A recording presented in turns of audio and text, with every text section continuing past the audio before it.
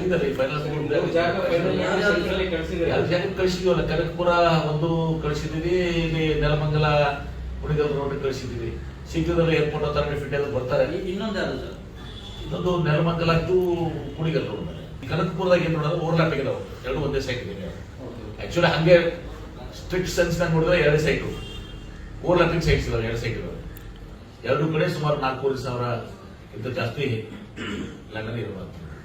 Airport authority ಶೀಘ್ರ ಬರ್ತಾರೆ. ನಿನ್ನೆ ಅವರಿಗೆ ದುಡ್ಡು ಕೂಡ ಕಟ್ಟಿದ್ದೀವಿ, ಇನ್ಸ್ಪೆಕ್ಷನ್ ಚಾರ್ಜಸ್ ಕೇಳಿದ್ರು. ನಿನ್ನೆ ನಾವು ದುಡ್ಡು 1 ಕೋಟಿ ದುಡ್ಡು ಕೂಡ ಕಟ್ಟಿದ್ದೀವಿ. ಈಗ ಅವರು ರೆಸ್ಪಾಂಡ್ ಮಾಡಿದ್ದಾರೆ, ಬಂದು ಈಗ ಟೈಮ್ ಕೊಡ್ತಾರೆ ನಮ್ಗೆ, ಬಂದು ಮಾಡಿ. ಅವ್ರು ಬಂದಷ್ಟೇ, ಅವ್ರೇನು ಪರ್ಮಿಷನ್ ಅಲ್ಲ, ಅವರು ಸೈಟ್ ಸೂಟೇಬಲ್ ಇದೆ ಅಷ್ಟೇ ಹೇಳ್ತಾರೆ. ಅವರು ಮುಂದೆ ಲಯಬಿಲಿಟಿ ಡಿಸೈಡ್ ಮಾಡೋದು ನಾವು ಡಿಸೈಡ್ ಮಾಡಬೇಕಾಗ್ತದೆ. ಅದಕ್ಕೆ DPR ಮಾಡಿಸಿ ಒಂದು ಫುಲ್ ಸ್ಟಡಿ ಮಾಡಿಸ್ಬೇಕಾಗ್ತದೆ.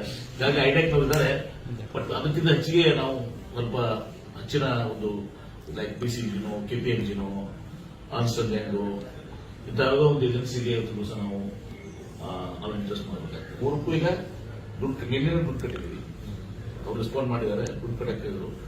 ಇದೆಲ್ಲ ಪ್ರೊಸೀಜರ್ ನಡೀತಾ ಇದೆ.